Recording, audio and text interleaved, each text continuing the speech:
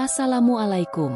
Selamat datang di channel Cerita Novika 2. Semoga hari ini teman-teman dalam keadaan sehat walafiat dan senantiasa diberikan kebahagiaan sepanjang hari.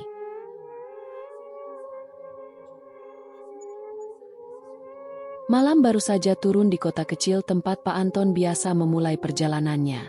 Di kejauhan, lampu-lampu jalan berkedip sayu seperti mata tua yang enggan terpejam. Langit diselimuti mendung gelap yang menggulung pelan di atas perbukitan. Hujan belum turun, tapi udara malam terasa berat dan lembab, seolah menunggu sesuatu. Pak Anton duduk di bangku kayu tua dekat warung kopi, menyulut rokok terakhir sebelum memulai tugasnya. Usianya menjelang 60, namun tubuhnya masih tegap dan matanya tajam. Ia dikenal sebagai sopir truk paling tua dan paling tenang di antara rekan-rekannya. Tidak banyak bicara, tak suka basa-basi, dan konon belum pernah mengalami kecelakaan walau sudah puluhan tahun membawa truk ke seluruh penjuru Jawa. Yang membuatnya unik adalah satu hal, ia tidak pernah percaya cerita hantu. Bagi Pak Anton, suara-suara aneh di malam hari hanyalah ranting jatuh, dan sosok-sosok samar di pinggir jalan hanyalah bayangan angin. Ia menganggap ketakutan hanyalah kelemahan pikiran. Bahkan ketika rekan-rekan sopirnya saling berbagi kisah tentang jalan hantu di tengah hutan, Pak Anton hanya tersenyum sambil mengisap rokoknya dalam-dalam. Yang lebih serem itu manusia, begitu katanya. Malam ini ia kembali mendapat muatan dari gudang tua di luar kota. Seorang pemilik pabrik kecil meminta truk Anton untuk mengantar limbah pabrik non-organik ke tempat pembuangan sementara yang ada di kota lain. Bukan hal aneh, tapi barang yang dimuat malam itu membuat alis Pak Anton sedikit naik. Puluhan kantong plastik hitam, tertutup rapat, diikat dengan tali nilon, dan berbau aneh. Bukan bau menyengat, tapi seperti campuran plastik terbakar dan tanah basah. Ia tidak bertanya. Tak ada gunanya bertanya pada pemilik barang yang sudah membayar kontan. Muatan berat sedikit, Pak, tapi nggak bahaya kok. Aman, kata pria dari gudang dengan senyum hambar. Pak Anton hanya mengangguk. Ia tahu, dunia logistik malam seperti ini memang penuh rahasia. Selama truknya kembali utuh, ia tidak peduli isi bak belakangnya. Pukul 8 malam, ia memeriksa lampu utama, memanaskan mesin Mitsubishi tua andalannya, dan mulai menempuh jalur tengah malam, rute melintasi hutan. Jalan kecil yang hanya digunakan sopir-sopir kawakan untuk mempersingkat waktu. Awalnya, perjalanan berjalan seperti biasa. Jalanan aspal menurun dan naik di antara ladang dan rumah-rumah yang mulai redup. Lampu jalan semakin jarang. Setelah 1 jam, hanya ada lampu truk dan suara mesin yang menemani. Pak Anton menyetel radionya, memutar siaran berita dari frekuensi lokal. Suara penyiar terdengar datar, menyampaikan laporan cuaca dan berita kriminal dengan nada yang tak berubah. Di dashboard, rokok kretek mengeluarkan asap tipis. Jendela sedikit terbuka, membiarkan udara malam masuk menyentuh pipi tuanya. Ia melirik ke spion samping, sekadar memastikan semua kantong di bak truk masih aman. Tak ada yang berubah. Ia menyipitkan mata. Kabut tipis mulai tampak di kejauhan, biasa di dataran tinggi malam hari. Truk melaju stabil di kecepatan sedang. Jalur hutan mulai mendekat. Tanda dari 2 pohon besar yang berdiri di kanan kiri jalan seperti gapura tua. Ia menarik napas. Selamat datang di sunyi. Jalur hutan malam itu lebih gelap dari biasanya. Langit tak memantulkan cahaya bulan. Pohon-pohon di sisi jalan menjulang seperti bayangan tak bernama, melambai pelan ditiup angin yang tak terdengar. Pak Anton mengatur ulang posisi duduknya. Jalan ini memerlukan fokus tinggi, aspal sempit, berkelok, dan seringkali licin karena lembab. Tapi ia sudah hafal setiap likukannya. Di kepalanya, jalan itu seperti garis di peta yang tak pernah berubah. Namun malam ini, terasa sedikit berbeda. Kabut makin pekat. Jarak pandangnya menyusut drastis. Cahaya lampu truk memantul di uap tipis yang bergerak seperti asap rokok. Suara mesin masih normal, tapi terdengar sedikit bergetar, getaran yang tak biasa, nyaris seperti mendengkur. Pak Anton menurunkan volume radio. Telinganya tajam saat berkendara. Ia tahu suara mesin truknya lebih baik daripada suara anaknya sendiri. ia mendengar suara kecil. Tuk tuk tuk. Seperti tetesan air di atap seng. Tapi truknya tidak kehujanan. Langit belum berubah. Ia melirik spion. Tak ada yang aneh. Ia menoleh ke kaca depan lagi. Dan sesuatu membuat dadanya mengencang. Jalanan di depannya kosong. Tapi terlalu kosong. Seolah semua detail jalan, garis putih, kerikil, bahkan bekas ban sebelumnya, semuanya menghilang. Yang ada hanya lorong kabut yang membelah hutan. Tak ada ujung, tak ada tanda. Ia mengerjap. Wah, iki opo maneh, gumamnya. Untuk pertama kalinya, Pak Anton menurunkan kecepatan. Suara tuk-tuk itu kembali terdengar. Kini lebih cepat, lebih berat, seperti ketukan dari atas truk. Ia menatap langit-langit kabin. Diam, lalu mengetuk setir, menyesuaikan irama. Ketukan di atas ikut berhenti. Lalu, 3 ketukan balasan. Tuk, tuk, tuk. Pak Anton mendadak merasa dingin. Bukan dingin biasa, tapi seperti suhu tubuhnya disedot keluar lewat pori-pori. Ia menekan rem perlahan, menepikan truk di bahu jalan sempit yang hanya cukup untuk satu sisi roda. Ia diam, mematikan radio, dan mendengarkan. Senyap, 1 menit, 2 menit. Lalu dari balik kabut di depan truk, sesuatu bergerak. Bukan binatang, bukan ranting, tapi bayangan manusia. Langkahnya pelan, menyeret, muncul dari pinggir jalan. Pak Anton menajamkan pandangan. Perempuan, gaun putih, rambut panjang menutupi wajahnya. Ia berjalan lambat ke tengah jalan, lalu berhenti. Diam, tidak menoleh, tidak bergerak. Pak Anton memegangi setir erat. Endak usah lihat, endak usah lihat. Bisiknya pada diri sendiri, tapi pandangannya tetap terpaku. Perempuan itu mengangkat tangan, bukan melambai, tapi menunjuk ke arah belakang truk. Pak Anton tersentak. Ia menoleh ke kaca spion dalam, dan dadanya mencelos. Sosok itu sudah tidak di depan, tapi duduk di atas bak truk. Tak bergerak, tak berpaling, hanya duduk, menghadap ke belakang. Gaunnya menjuntai, rambutnya menutupi wajah. Pak Anton menutup matanya. Tarik napas, buka mata. Sosok itu masih ada, dan suara tuk-tuk di atap kini terdengar dari dalam kabin. Pak Anton memutar knop volume radio, berharap bisa mengusir rasa dingin aneh yang merambat di sekujur tubuhnya. Tapi yang keluar hanya suara statik, bergemuruh seperti hujan batu di atap seng. Lalu samar, di sela-sela kekacauan gelombang, muncul suara bisikan lirih. Pelan, tak jelas, tapi nyata. Ia menoleh ke kanan dan kiri dalam kabin. Tak ada siapa-siapa. Hanya dirinya, truk tua yang setia menemaninya selama 20 tahun terakhir, dan kabut. Kabut itu tak biasa. Ia bukan uap tipis yang menari di udara pegunungan. Ia padat, seolah punya tubuh sendiri. Lampu depan truk hanya mampu menembus 1 atau 2 meter ke depan sebelum cahayanya ditelan putih kelabu yang menggumpal. Jalan aspal lenyap, rambu-rambu hilang. Bahkan bayang-bayang pepohonan di pinggir jalan tak lagi terlihat. Pak Anton memperlambat laju kendaraan. Pandangan tajam ke arah depan. Gila, ini kabut apa kabut gamping? Gumamnya sambil mengusap kaca depan dari dalam. Embun menempel, meskipun suhu tak sedingin biasanya. Ia mencondongkan tubuh, mencoba mencari penanda. Garis putih jalan, marka pembatas, batu pinggir. Nil, seolah truknya sedang mengambang. Bukan melaju di jalan yang ia kenal. Lalu ia menyadari sesuatu. Ia tidak tahu sudah sejauh mana ia berjalan. Biasanya, dari gapura pohon besar ke tikungan batu, ia hanya butuh 15 menit. Tapi sekarang, entah sudah berapa lama ia terjebak dalam kabut ini. Tak ada tanda-tanda ia akan keluar dari jalur hutan. Tak ada tanjakan. Tak ada rumah jaga. Hanya kabut dan jalan yang terus memanjang. Tapi tidak membawa kemana-mana.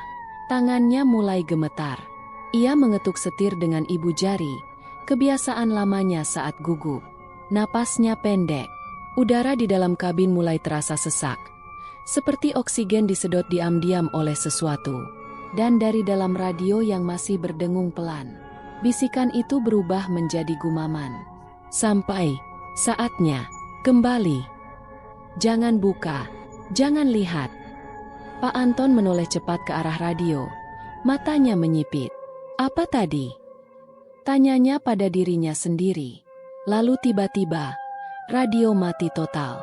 Cahaya di panel kontrol padam. Mesin truk bergetar hebat dan lampu utama berkedip cepat. Seperti menolak sesuatu yang tak kasat mata. Pak Anton langsung menekan pedal rem perlahan, menarik tuas ke posisi netral, dan mematikan mesin. "Tenang, Ton, tenang," katanya pelan, menenangkan dirinya sendiri. Di luar kabin, kabut justru semakin menekan, seperti tembok putih yang hidup, menggeliat ke arah truk. Dan lalu, sesuatu melintas. Bayangan. Cepat, tapi cukup dekat. Seolah berlari melintasi bagian depan truk. Dari kiri ke kanan, menembus kabut. Terlalu tinggi untuk binatang. Terlalu cepat untuk manusia. Tapi bentuknya seperti tubuh manusia. Pak Anton tersentak. Mulutnya refleks mengumpat pelan. Matanya menyipit menembus lampu yang berkedip. Siapa itu? Ia membuka kaca jendela setengah, berharap bisa mendengar langkah atau suara di luar. Namun tak ada apa-apa, kecuali keheningan yang lebih menusuk dari suara. Tak ada jangkrik, tak ada burung malam, tak ada gemerisik daun. Hutan yang biasanya penuh suara, kini mati total. Pak Anton bersandar ke joknya. Tangannya menekan saklar untuk menyalakan mesin kembali. Klik, tak ada reaksi. Ia coba lagi. Klik, klik. Mesin tidak hidup. Truknya, yang selama puluhan tahun tak pernah mogok kecuali kehabisan solar, kini diam bagai bangkai. Ia mengumpat pelan, menyalakan lampu senter kecil yang tergantung di dashboard dan membuka pintu pelan-pelan. Langkahnya turun dari truk terasa berat, bukan karena usia, tapi karena udara di luar seperti menahan gerak tubuh. Tanah masih aspal, tapi suara langkahnya seperti ditelan tanah basah. Ia menyalakan senter, memeriksa kap mesin, membuka sedikit. Uap keluar, tapi tak ada tanda overheat. Semua tampak normal, tapi tak menyala. Saat itulah, ia mendengar suara napas berat, seperti hembusan dari dalam kabut, hanya beberapa langkah darinya. Ia menyorotkan senter cepat ke kanan. Kosong. Ke kiri. Kosong. Ke bawah. Jejak. Di tanah, hanya beberapa langkah dari tempatnya berdiri, ada jejak kaki basah. Telanjang. Tapi bukan jejak biasa. Jarinya panjang. Pak Anton perlahan mundur, menutup kap mesin, dan kembali naik ke kabin. Ia mengunci pintu, dan menatap kaca spion. Tidak ada apa-apa. Namun saat ia menoleh ke spion tengah, ia melihat sesuatu. Kaca buram oleh embun, tapi dari dalam. Dan di tengah embun itu, sebuah tangan perlahan menulis sesuatu dari sisi dalam kaca. Anton. Pak Anton menjerit kecil dan membalikkan badan. Kabin kosong. Tak ada siapapun. Ia menatap kembali kaca. Tulisan itu masih ada. Perlahan memudar, seolah menguap bersama embun. Keringat dingin membasahi punggungnya. Tangannya meraih gantungan kecil berisi doa perjalanan yang tergantung di dekat setir. Ia menggumamkan ayat yang ia ingat, perlahan. Lalu menoleh ke depan lagi. Dan jalan di depan berubah. Aspalnya tak lagi mulus. Kini tampak berkerikil dan lembab. Ranting-ranting kecil menjulur ke jalan. Kabut masih pekat, tapi lebih berwarna kekuningan sekarang. Seperti temaram lampu minyak tanah. Dan ada cahaya samar di kejauhan. Bukan lampu kendaraan, tapi lebih seperti pelita. Pak Anton menyalakan mesin sekali lagi. Mesin menyala, tapi suara mesinnya tidak sama. Lebih kasar, seperti sesuatu di dalamnya bergerak bukan karena bahan bakar, tapi karena dorongan lain. Ia menarik napas panjang. Kita coba keluar dari sini, gumamnya. Truk bergerak perlahan, masuk kembali ke jalan. Jalan yang tak lagi ia kenali. Dan kabut mulai mengikuti dari belakang. Roda truk terus bergulir pelan di atas jalan yang tak lagi dikenali Pak Anton. Jalanan seperti membelah dua dunia. Satu dunia nyata yang sudah jauh tertinggal, dan satu dunia sunyi yang perlahan menyerap suara, cahaya, dan kewarasan. Kabut masih tebal, tapi tak lagi diam.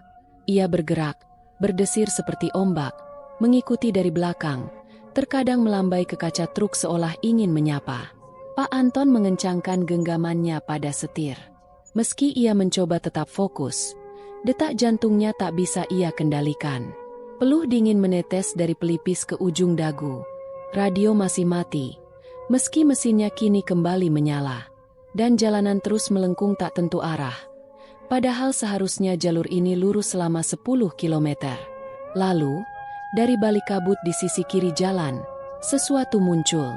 Perempuan. Ia berjalan keluar dari semak, perlahan dan pasti, mengenakan gaun putih panjang yang kotor di bagian bawah.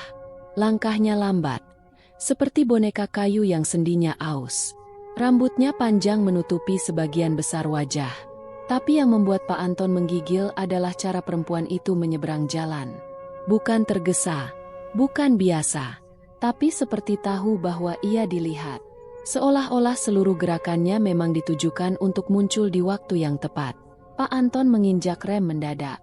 Truk berdecit. Ban menggerus kerikil basah. Truk berhenti hanya 1 meter dari sosok itu. Gila. Astagfirullah. Pak Anton memukul setir. Sosok itu sudah tak terlihat di depan. Ia melirik ke kiri. Kosong. Ke kanan. Tinggi. Ia meneguk ludah. Lalu, ia melihat ke spion samping. Sosok itu sudah di atas bak truk.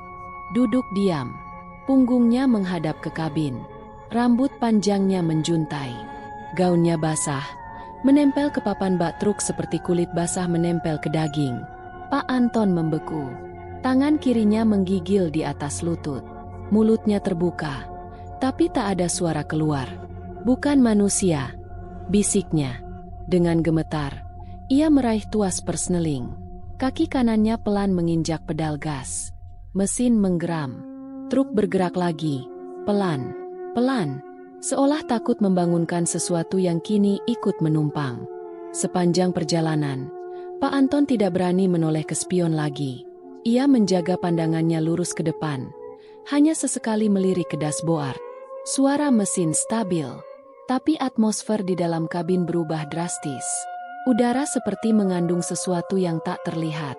Dan perlahan, kaca jendela mulai berembun. Bukan dari luar, dari dalam. Uap halus merayap dari pinggir kaca ke tengah, membentuk pola aneh seperti urat manusia. Lalu, muncul bekas jari. 5 garis samar, bergerak perlahan dari bawah ke atas kaca, seolah ada tangan tak kasat mata yang sedang menulis. Pak Anton menyeka cepat dengan tangannya. Lalu terdengar suara, tok tok. Ketukan pelan dari atas kabin. Ia diam. Ketukan berulang. Tok tok tok. 3 kali. Berhenti. Lalu dari arah belakang, suara kantong plastik berdesir. Pak Anton tahu, suara itu berasal dari muatan di bak belakang. Puluhan kantong plastik hitam yang dibungkus rapat oleh pekerja gudang. Ia tahu kantong itu berisi limbah pabrik. Tapi sejak tadi, baunya berubah. Kini, baunya bukan seperti plastik terbakar, tapi amis dan manis. Campuran darah dan bunga kenanga. Ia menggertakkan gigi, menyetir dengan tangan gemetar. Dan lalu, jeritan, pelan, tersedak. Seperti berasal dari seseorang yang terikat dan mencoba berteriak dari dalam karung. Tolong! Suara perempuan. Dari belakang, Pak Anton menekan pedal gas dalam-dalam. Truk melaju cepat. Roda melibas jalan berkerikil, membelah kabut seperti tombak. Jangan dengarkan. Itu bukan manusia, Ton. Gumamnya keras, seolah mencoba menegur pikirannya sendiri. Namun suara itu terus datang. Jeritan disusul suara tangis. Lalu suara lain. Anak kecil tertawa. Lalu suara laki-laki. Kita ikut kau sampai selesai, Ton. Pak Anton mulai kehilangan fokus. Jalan mulai bergoyang di hadapannya. Ia merasa kepala berdenyut. Dadanya sesak. Suara mesin kini terdengar seperti ratapan. Kaca depan mulai mengembun lagi. Dan akhirnya, mesin mati. Truk mendadak berhenti. Semua lampu padam. Hening. Pak Anton menekan tombol starter. Tak ada respons. 1, 2, 3 kali. Truk tetap mati. Ia menghela napas panjang. Menutup mata. Namun saat membuka mata, ia melihat kaca spion menampilkan dua sosok. Satu di belakang bak. Satu di sebelah kanan kursi penumpang. Duduk diam. Sosok perempuan yang sama. Kini lebih dekat. Tapi wajahnya kabur. Bukan karena kabut. Tapi karena wajah itu memang tak punya bentuk. Tak ada mata. Tak ada hidung. Hanya kulit halus yang menutupi tempat seharusnya wajah berada. Pak Anton tersentak. Menoleh ke sebelah. Kursi penumpang kosong. Ia memejamkan mata. Mulai membaca doa yang diingatnya dari kecil. Allahu la ilaha illahua. Suara di belakang menyela doanya. Anton buka matanya. Ia menahan nafas. Kami sudah di sini sejak lama. Pak Anton menggedor setir. Berteriak marah. Apa mau kalian? Tak ada jawaban. Tapi mesin truk mendadak menyala sendiri. Lampu kabin kembali terang. Radio kembali hidup. Memutar lagu dangdut lama. Tapi suaranya melambat. Seperti piringan rusak. Suara perempuan menyanyi. Tapi nadanya sumbang dan ngeri. Ia tak punya pilihan. Ia masukkan gigi satu. Gas perlahan. Truk berjalan kembali. Tapi kali ini, Pak Anton tahu. Ia tidak lagi sendiri. Di belakang, di atas muatan yang entah berisi apa, penumpang tanpa wajah masih duduk, seolah mengawasi jalan yang tak akan pernah berujung. Truk tua itu terus bergulir perlahan menembus kabut. Mesinnya menyala, tapi Pak Anton tahu benar bahwa ia tak menyentuh kunci starter. Truk bergerak seperti dituntun oleh sesuatu yang bukan dari dunia ini. Setiap lekuk setir, setiap laju roda, seperti diatur oleh tangan yang tidak terlihat. Di dalam kabin, udara masih berat. Kaca samping berembun tipis. Setiap ia menyeka, akan kembali berembun dalam beberapa detik. Dari belakang, suara kantong plastik sesekali terdengar, seperti sesuatu di dalamnya bergeliat. Pak Anton tidak berani menoleh. Satu-satunya harapannya sekarang hanyalah menemukan keluar dari jalur hutan ini. Tapi setiap tikungan hanya membawa dia ke tempat yang sama, kabut dan kegelapan.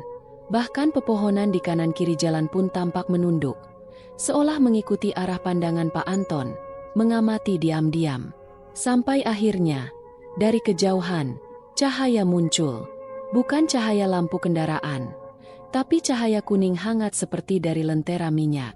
Cahaya itu berdiri sendiri, tak dikelilingi lampu lain, tak ada sinyal kehidupan. Pak Anton mendekat. Truknya perlahan melambat, seolah tahu bahwa di sanalah ia harus berhenti. Dan di balik tirai kabut yang mulai membuka, tampak sebuah rumah kayu tua.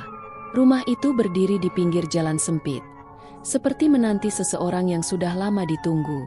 Bangunannya dari papan kayu, catnya mengelupas, atapnya setengah rubuh, namun lampu gantung di teras menyala terang.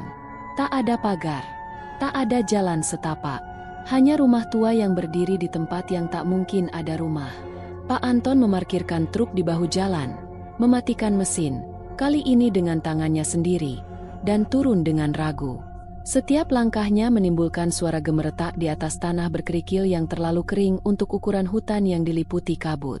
Ia melangkah ke teras rumah. Pintu kayunya terbuka sedikit. Tanpa mengetuk, ia mendorong pintu itu pelan. Berderit. Di dalam rumah, cahaya lampu minyak menerangi ruang tamu kecil. Kursi-kursi rotan tua tersusun rapi. Dindingnya penuh dengan foto-foto buram berbingkai hitam. Udara di dalam tidak lembab, tidak bau apek, bahkan terlalu bersih untuk rumah di tengah hutan. Pak Anton melangkah pelan. "Halo?" serunya, separuh berbisik. Tak ada jawaban. Ia melangkah ke tengah ruangan. Matanya menyapu dinding dan lantai. Lalu, ia melihatnya. Seorang pria tua duduk di kursi sudut ruangan, mengenakan baju lurik kelabu dan sarung usang. Tubuhnya kurus, wajahnya keriput, dan rambutnya putih tipis seperti kabut itu sendiri. Pria itu hanya duduk, menatap ke lantai. Pak Anton menahan napas, lalu perlahan mendekat. "Pak, maaf, saya sopir truk. Tersesat. Bisa minta bantuan?" Lelaki itu mengangkat wajahnya perlahan. Matanya kosong, tapi menatap.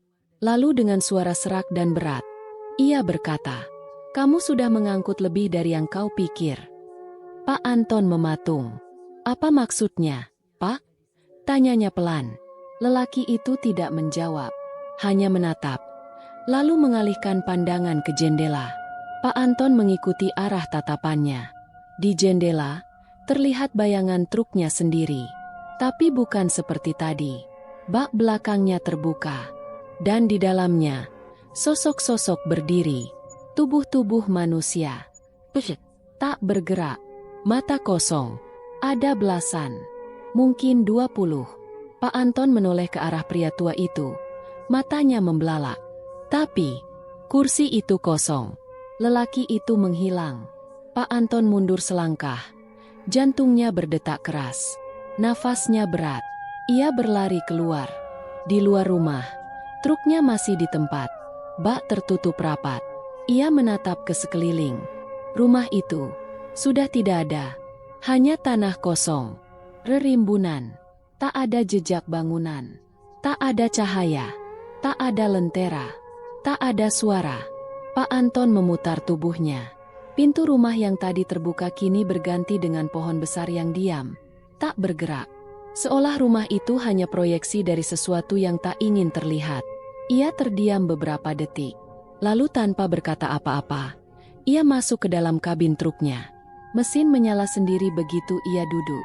Radio hidup, memutar lagu tembang Jawa pelan. Tapi tak ada suara penyanyi. Hanya musik. Setir bergetar pelan. Lalu truk mulai bergerak.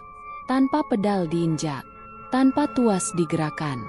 Pak Anton menggenggam setir erat. Kini, ia sadar. Perjalanan ini bukan sekadar tugas antar barang. Ini perjalanan menuju kebenaran. Atau ke dalam lorong tempat semua rahasia disembunyikan. Suara mesin truk menggeram pelan. Seperti binatang tua yang enggan bangun tapi terpaksa bergerak. Di balik kabut pekat yang tidak kunjung reda, jalanan terus membentang ke depan. Atau lebih tepatnya, mengulang. Pak Anton mulai merasa asing dengan waktu. Tak tahu sudah berapa lama ia menyetir. Tidak ada penanda malam atau dini hari. Langit tetap kelabu, tak berbintang. Ia menyadari sesuatu yang ganjil. Rambu jalan yang sama muncul lagi. Tiang bengkok dengan papan kayu bertuliskan, "Hati-hati rawan longsor." Yang ia yakin baru saja dilewati 3 tikungan lalu, kini berdiri lagi di depan. Ia melambat. Tikungan berikutnya, pepohonan yang sama. Batu besar di kiri jalan. Retakan aspal di sisi kanan. Astaga, ini jalan yang sama. Gumamnya, bibirnya gemetar. Keringat dingin membasahi kening meski udara luar menusuk tulang. Ia menggertakkan gigi, menggenggam setir lebih kuat.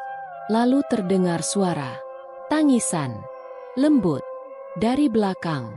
Disusul suara anak kecil tertawa. Tawa yang nyaring. Lalu berubah menjadi parau. Pak Anton menoleh ke spion. Tak ada apa-apa. Tapi suara itu tetap ada. Tangisan lirih berubah jadi gumaman. Seperti doa yang dibaca ulang-ulang. Atau mantera kuno yang patah di setiap suku kata. Buka. Bukakan. Suara dari dalam bak truk. Pak Anton memelototi kaca spion. Berkali-kali ia berkedip. Berharap kabut di kaca hanyalah hasil embun. Tapi ia mulai melihat bayangan-bayangan samar bergerak di dalam truk. Seolah sesuatu di dalam kantong plastik itu mulai bergerak sendiri. Ia tak tahan lagi. Di tikungan berikutnya, Pak Anton menghentikan truk di sisi jalan. Mesin dimatikan. Kunci ditarik paksa. Langkahnya cepat saat ia turun dari kabin. Meski lututnya seperti kehilangan tenaga. Cahaya lampu depan truk masih menyala samar. Menciptakan bayangan aneh yang menari di antara kabut. Ia berdiri di samping bak truk. Menghadap bagian belakang. Tangannya bergetar saat meraih tuas pengait penutup bak. Jangan. Bisik kecil terdengar. Entah dari mana. Tapi sudah terlambat. Klik. Ia menarik pintu besi pelan. Dan saat itulah, semua berubah. Cahaya dari lampu depan membias ke dalam bak truk. Puluhan kantong plastik hitam tersusun, seperti biasa. Tapi beberapa di antaranya sobek, robek dari dalam, bukan oleh benda tajam, melainkan seperti ditarik, dirobek paksa oleh sesuatu yang mencoba keluar. Dan dari sobekan itu, keluar jari, bukan tangan utuh, tapi jari-jari manusia, kecil, kurus, pucat, terlilit rambut, penuh noda seperti darah kering. Kantong lain menyembulkan kaki anak kecil. Yang lain hanya rambut panjang, hitam basah, menjulur keluar dari lubang sobek seperti ular. Pak Anton terdorong mundur. Perutnya mual, tenggorokannya tercekat. Ia menatap tangannya, penuh darah, darah segar. Padahal ia tidak menyentuh apapun. Tapi darah itu menetes dari telapak tangannya, membasahi tanah. Saat ia menoleh ke bajunya, bagian dada dan lengannya juga penuh noda darah yang tak ia sadari sebelumnya. Ia jatuh terduduk di tanah. Nafasnya pendek, jantungnya berdentum seolah akan meledak. "Apa ini?"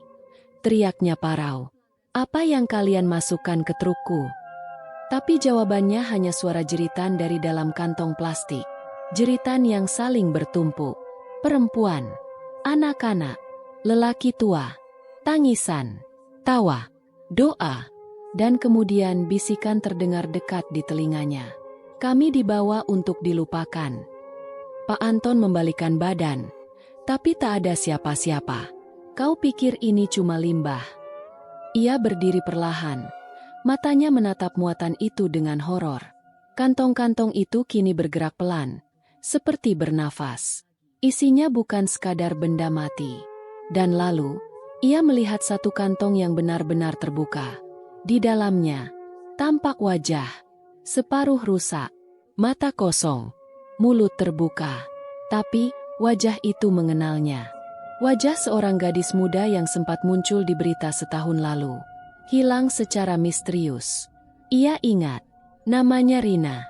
Terakhir terlihat di kota yang sama dengan tempat gudang memuat barang ke truknya. Ya Tuhan, Pak Anton memegangi kepala. Seketika, kilasan-kilasan muncul dalam pikirannya. Gudang tua yang sepi. Pria kurus dengan senyum hambar. Suara pintu logam berat dikunci dari dalam. Kantong plastik dipanggul dua orang. Diseret, dilempar ke truk. Ia mengira itu limbah pabrik biasa. Ternyata, bangkai manusia. Korban-korban yang dibungkam. Dibuang. Diangkut lewat truknya. Truk miliknya. "Tidak, aku tidak tahu," teriaknya, seperti menolak kenyataan. Tapi dari dalam bak truk, suara-suara hanya membalas. "Tapi kau membawa kami. Kau tahu, lebih dari yang kau akui." Pak Anton menutup bak truk, mengunci kembali dengan tangan berdarah. Ia gemetar, tubuhnya tak stabil. Ia masuk ke kabin. Duduk, diam, menatap ke depan. Lalu, mesin menyala sendiri. Setir bergerak sedikit. Rem mengendur. Truk mulai jalan.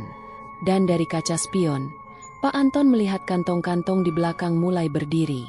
Bukan diangkat, tapi berdiri sendiri. Isinya kini bukan lagi benda tak bergerak, tapi entitas yang telah ikut dalam perjalanan ini sejak awal. Pak Anton menyetir dengan tangan gemetar. Darah mengering di sela jari. Matanya sembab. Wajahnya pucat dan kaku. Di belakang, kantong-kantong plastik hitam kembali diam, seolah menyimpan nafas mereka untuk waktu yang lebih tepat. Tapi ia tahu, isi di dalamnya bukan lagi benda mati. Ia tidak lagi menyetir untuk sampai tujuan. Ia menyetir untuk lari. Kabut tetap mengepung dari segala arah. Dan jalan terus melengkung seperti ular yang menggigit ekornya sendiri. Pepohonan sama, tiang rambu sama. Bahkan batu besar di sisi jalan seperti patung penjaga yang tertawa dalam diam. Sudah berapa kali ia memutar arah? Berapa kali ia melewati pohon besar bercabang dua itu? Ia tak tahu. Waktu di jam dashboard rusak. Radio terus hidup. tapi hanya menyiarkan suara dengung dan sesekali rekaman suara perempuan bernyanyi dalam bahasa yang tak dikenalnya. Truk berhenti sendiri. Seolah lelah, Pak Anton turun. Ia berjalan ke belakang bak. Tanpa berpikir, tanpa berkata, ia mulai mengangkat satu persatu kantong plastik. Ia mendorongnya keluar. 1, 2, 5, 10. Isinya menggumpal, berat dan lunak, seperti tubuh yang membusuk. Beberapa kantong bahkan masih bergerak lemah, seperti jantung yang berdenyut dalam plastik. Pak Anton muntah, tapi ia terus melempar. Ketika semua kantong akhirnya terlempar ke tepi jalan, ia kembali ke dalam kabin dan menyalakan mesin. Ia ingin keluar dari sini. Ia injak pedal gas. Truk melaju cepat, menjauh dari kabut, menjauh dari hutan, menjauh dari... Sampai akhirnya, di tikungan berikutnya, bak belakang truk penuh kembali. Penuh, dengan kantong-kantong yang sama. Pak Anton menginjak rem. Tubuhnya bergetar. Mulutnya ternganga. Tidak, tidak, tadi sudah aku buang. Ia turun, membuka bak belakang. Kantong-kantong itu kembali diam. Duduk rapi seperti tadi. Bahkan salah satu di antaranya masih memiliki sobekan yang sama, dengan rambut hitam menjuntai keluar. Dan ketika Pak Anton menoleh ke jalan belakang tempat ia tadi melempar semuanya, kosong. Tak ada satu kantong pun di tanah. Seolah tak pernah dilempar. Atau selalu kembali. Tangannya mulai gemetar tak terkendali. Ia kembali ke kabin, membuka dashboard, dan mengeluarkan buku catatan kecil yang biasa ia bawa untuk mencatat kilometer tempuh dan jadwal servis. Tapi kini buku itu menjadi satu-satunya tempat waras. Ia membuka halaman kosong. Dengan tangan kotor, ia mulai menulis. Ini bukan mimpi. Aku masih sadar. Aku membawa mereka. Mereka tahu aku tahu. Tapi aku tidak pernah ikut membunuh. Aku cuma menyetir. Cuma menyetir. Tulisannya goyah. Tinta pena mulai belepotan karena darah yang masih lengket di ujung jari. Di halaman berikutnya, ia menulis lebih cepat. Aku mencoba membuang mereka. Tapi mereka kembali. Aku memutar balik. Tapi jalan selalu mengarah ke tempat yang sama. Aku tidak tahu siang atau malam. Tidak tahu sudah berapa hari. Pak Anton menatap keluar kaca. Dan di tepi hutan, ia melihatnya lagi. Perempuan bergaun putih. Perempuan yang dulu duduk di atas bak truk. Kini berdiri di pinggir jalan. Rambutnya menjuntai. Gaunnya basah. Wajahnya masih tanpa bentuk. Tapi tangan kanannya mengarah ke dalam hutan. Ia menunjuk kabut. Mengundang. Pak Anton hanya bisa menatap. Lalu perlahan, sosok itu berjalan masuk ke dalam pepohonan. Menghilang. Dorongan aneh muncul dalam hati Pak Anton. Ia turun dari truk. Kakinya melangkah seperti ditarik. Ia berjalan ke tempat perempuan tadi berdiri. Tak ada jejak, tak ada bekas kaki. Tapi kabut di sela pepohonan terbuka pelan, seperti menyambutnya masuk. Namun sebelum ia bisa melangkah lebih jauh, klakson truk berbunyi. Sendiri, Pak Anton menoleh cepat. Lampu-lampu truk menyala. Mesin menyala. Wiper bergerak perlahan meski tak hujan. Seolah truk memanggilnya kembali. Pak Anton kembali naik. Duduk di kursi sopir. Menatap jalan. Ia tahu, ia harus mencoba sekali lagi. Melawan. Ia injak gas sekuat mungkin. Truk melaju. Ban melibas kerikil dan kabut. Mesin meraung. Ia terus menyetir. Tak peduli arah. 2, 3, 5 tikungan. Sampai akhirnya, ia kembali di titik semula. Pohon besar bercabang 2. Batu besar.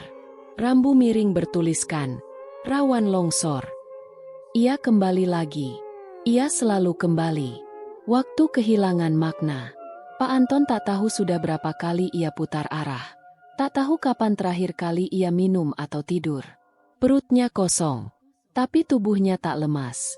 Seolah ia tidak lagi hidup sepenuhnya. Ia menulis lagi di buku catatan.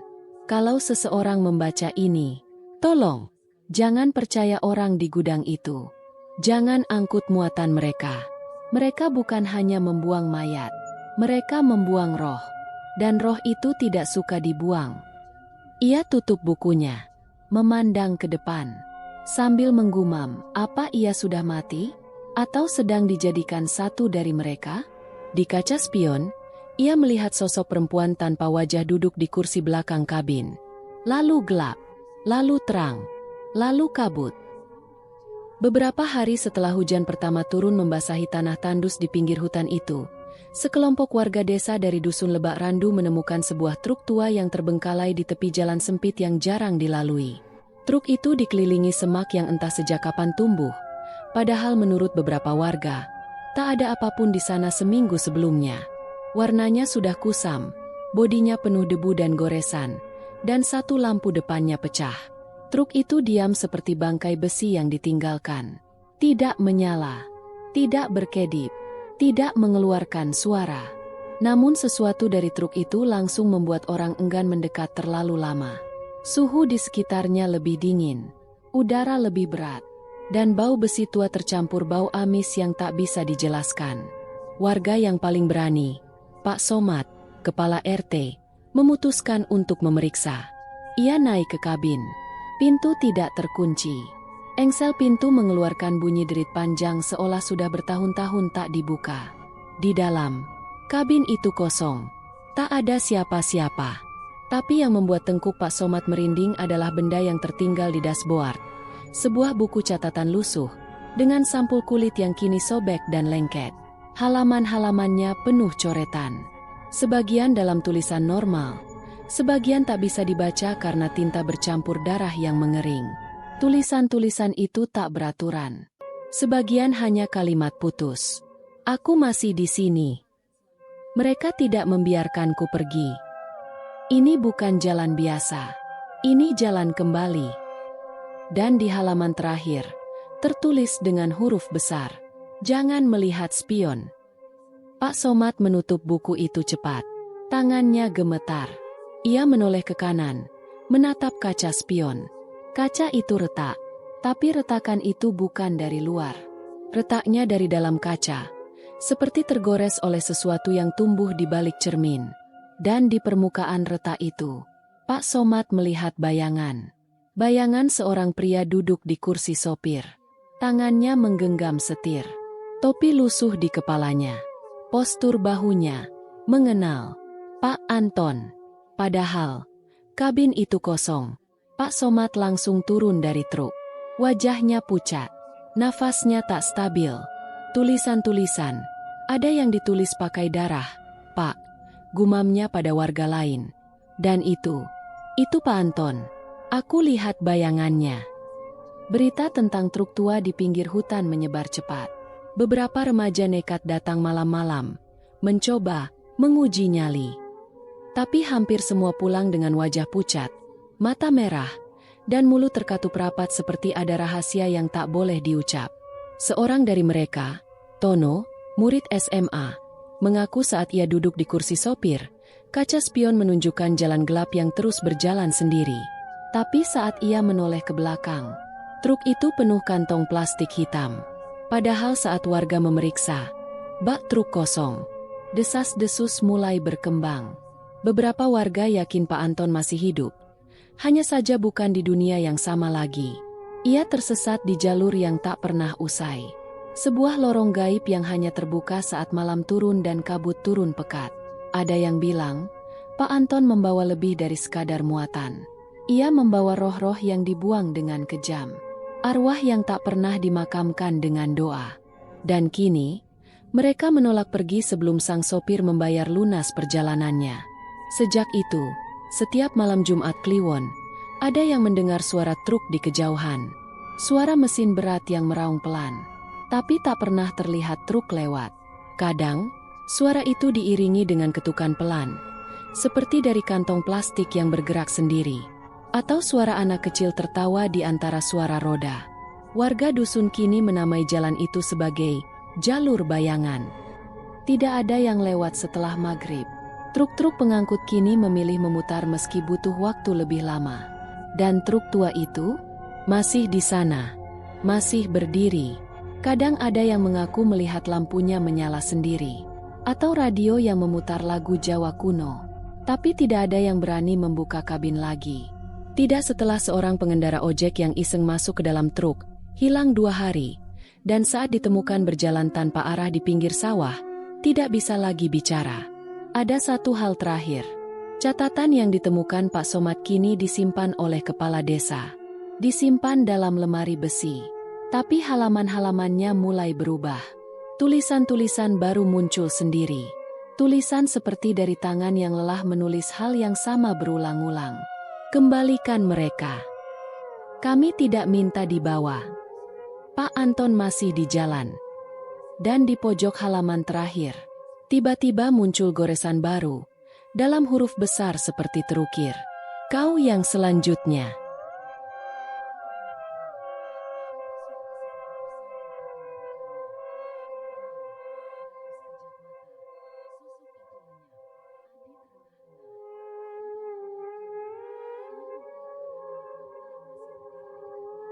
Demikian cerita hari ini.